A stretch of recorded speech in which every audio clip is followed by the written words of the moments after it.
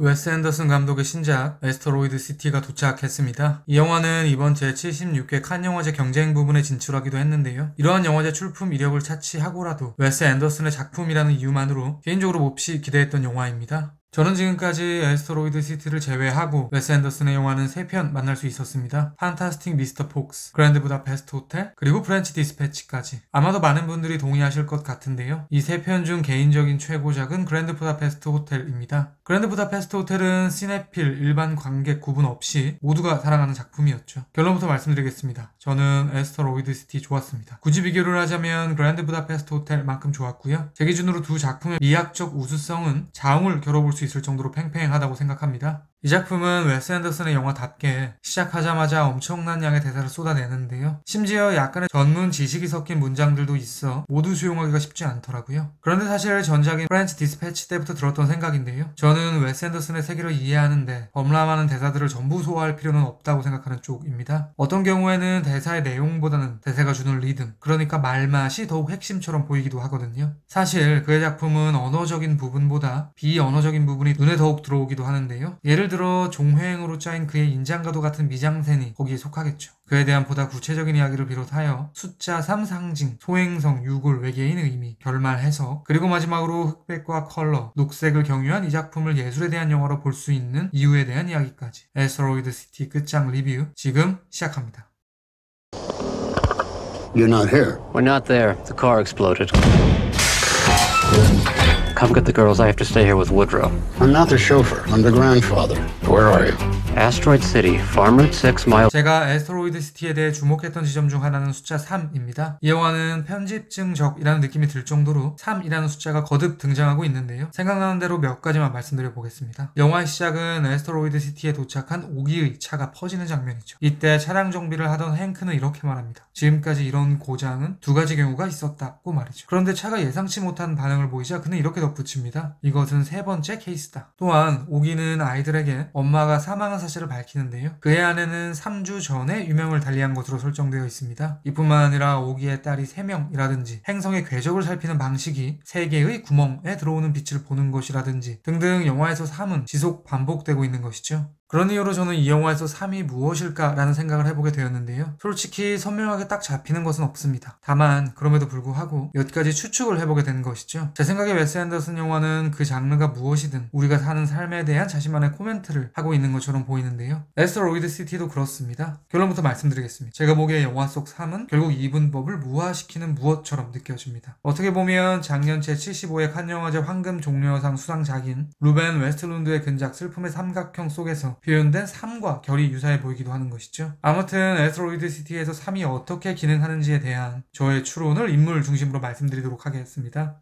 켈로그와 모텔 관리인은 애스터로이드 시티의 땅 구매에 대한 이야기를 나누는데요. 영화 내내 시답지 않은 내기를 제안하던 켈로그의 아들 클리포드가 대화 속으로 난입해 들어옵니다. 화가 난 켈로그는 도대체 왜 그러는 것이냐고 성을 내고요. 이에 대해 아들은 외로워서 그런 것 같다는 취지의 답을 하죠. 그러자 켈로그와 모텔 관리인은 소년을 보듬습니다. 이런 예도 있습니다. 오기와 미지는 창을 사이에 두고 유대를 이어가는 사이로 발전하는데요. 한 번은 그들의 대화 도중에 오기의 장인 스탠리가 불쑥 미지의 집을 찾아와 회방 아닌 회방을 놓게 됩니다. 이에 대해 오기는 저 인간 또 저러는구만 이라는 식의 제스처를 취하죠. 말씀드린 두 상황은 모두 2라는 인물 구도에 한 명이 치고 들어오면서 3을 이루는 양태를 보이고 있는 것인데요. 그러니까 저에게 3은 2에 개입하는 변수쯤으로 느껴지는 것입니다. 제가 예로 거론한 두 장면을 우리가 사는 세상이라는 좀 더 큰 영역으로 확장시켜 적용해 보면요. 앞선 상황은 판매와 구매일 것이고 뒤의 상황은 관계 맺기가 될 것입니다. 말인즉슨 현 시대를 살아가는 모든 인간들이 겪는 일반적인 삶의 풍경이라고 볼 수도 있겠죠. 말하자면 두 대화 사이에 개입하는 클리포드와 스탠리는 우리의 삶 속에 작용하는 우연적인 혹은 필연적인 하지만 회피할 수도 없는 무엇쯤으로 풀어낼 수도 있을 것 같은데요. 그것은 클리포드처럼 포용해야 할 대상일 수도 있을 것이고요. 스탠리처럼 좀 사라졌으면 좋겠는, 그러니까 다소 불편함을 선사하는 대상일 수도 있는 것입니다. 즉 이렇게 삶으로 난입하는 변수는 좋을 수도 있고 그렇지 않을 수도 있는 것인데요. 그럼에도 불구하고 저에게 웨스 앤더슨은 3은 필수 불가결한 것이라고 말하는 것처럼 느껴지기도 하는 것이죠.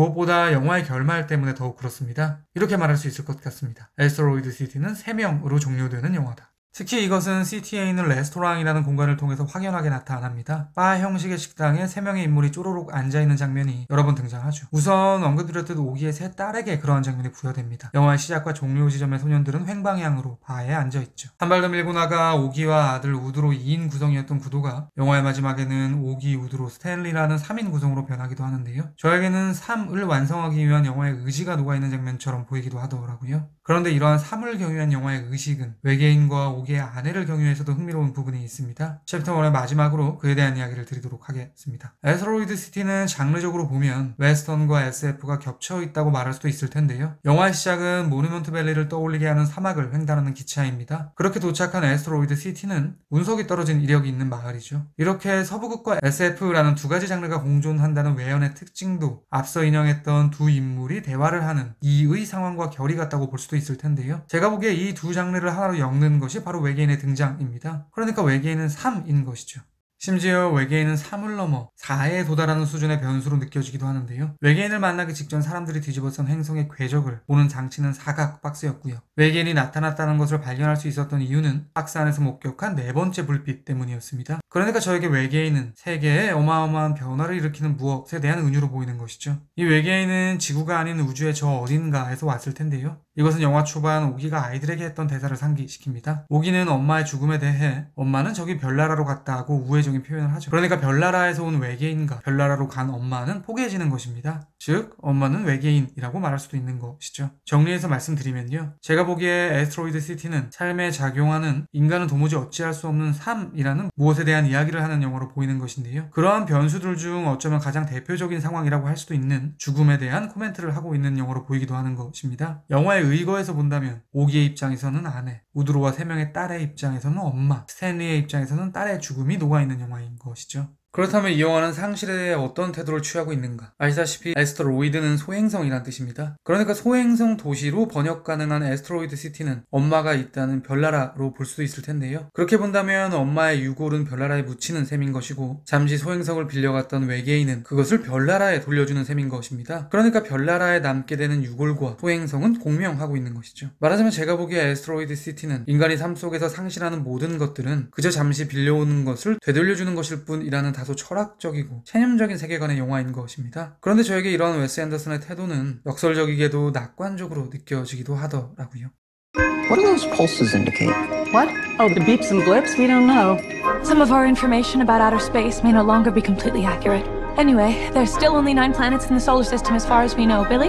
Except now there's an alien. 저에게 애스테로이드 시티는 영화에 대한 영화, 조금 더 넓게 보면 예술에 대한 영화로 보이기도 하는데요. 그 역시도 3이라는 숫자에 결부되어 있습니다. 예를 들면 이 영화는 극이라는 3막의 액자 형식으로 되어 있습니다. 애스테로이드 시티라는 연극을 만드는 현장을 보여주는 TV쇼가 있고요. 그 안에는 연극을 만드는 상황이 펼쳐지고 있습니다. 그리고 다시 그 안에는 실제로 완성된 극이 존재하죠. 이뿐만 아니라 이 연극을 연출해내는 팀도 3명으로 구성되어 있습니다. 연출과 슈베르트 그린이 있고요. 각본과 콜라드 어프가 있으며 짤츠부르크 케이틀이 있으니까요. 그러니까 영화는 예술이 완성되는 면면에도 3의 세계관을 끌어들이고 있는 것입니다. 한 발 더 밀고 나가 이 작품은 흑백과 컬러의 구도를 통해서도 예술론을 펼쳐내고 있는데요. 애스테로이드 시티는 전작 프렌치 디스패치와 마찬가지로 흑백과 컬러를 왕래하는 영화입니다. 도식화해서 말씀드리면 무대 뒤에서 일어나는 상황은 흑백으로 그려지고 있고요. 완성된 극이 펼쳐지는 상황은 컬러로 표현되고 있습니다. 무대 뒤에는 여러 가지 고뇌들이 어려 있죠. 극작가의 고뇌, 주연 배우의 고뇌, 연출자의 고뇌 등등. 그러니까 무대 뒤에서 극을 일구는 이들의 고군분투의 결과물이 바로 애스테로이드 시티라는 극이 되는 것입니다. 말인즉슨 흑백이 있어야 컬러가 있을 수 있는 것이죠. 이 워딩은 영화 속 어느 대사를 떠올리게 하는데요. 배우들이 마치 어떤 선언을 하는 것처럼 잠들지 않으면 깨어날 수 없다라는 문장을 외치는 다소 이질적인 시퀀스가 그것입니다. 무리한 일반화를 해서 이 문장을 해체해보면요. 잠들다라는 것은 흑백, 죽음으로 해석할 수 있을 것 같고요. 깨어나다 라는 동사는 컬러, 삶으로 해석할 수 있을 것 같습니다. 그렇다면 이들의 선포는 흑백이라는 무대 뒤 노력이 있어야 컬러라는 그게 완성될 수 있다 정도로 받아들일 수도 있을 것 같고요. 한 발 더 밀고 나가 챕터 1의 논지를 끌고 온다면 죽음이 있어야 다음 삶이 있다라는 상실을 대하는 우리의 자세라는 이야기로 받아들일 수도 있을 것 같습니다.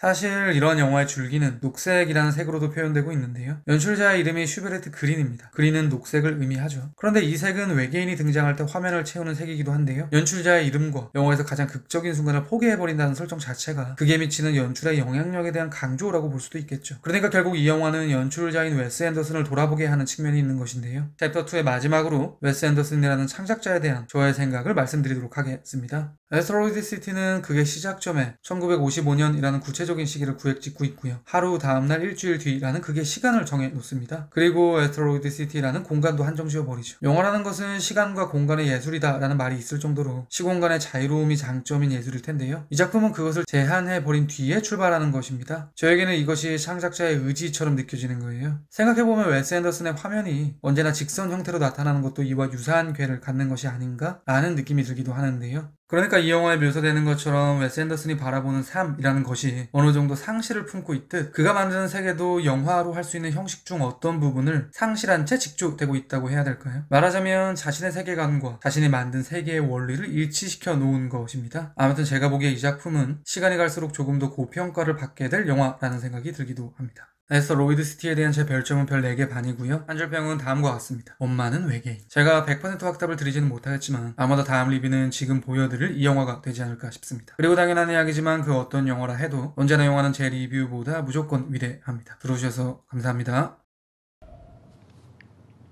I'm visiting my mother tomorrow. Do you ever wish that she was dead? What?